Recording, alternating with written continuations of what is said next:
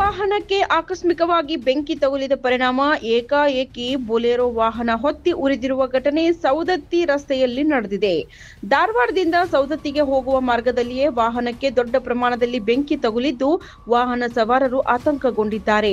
ರಸ್ತೆಯಲ್ಲಿ ವಾಹನಕ್ಕೆ ಬೆಂಕಿ ತಗುಲಿದ ಸುದ್ದಿ ತಿಳಿಯುತ್ತಿದ್ದಂತೆ ಅಗ್ನಿಶಾಮಕ ಸಿಬ್ಬಂದಿ ಆಗಮಿಸಿ ಬೆಂಕಿ ನಂದಿಸುವ ಕಾರ್ಯವನ್ನ ಮಾಡಿದ್ದಾರೆ.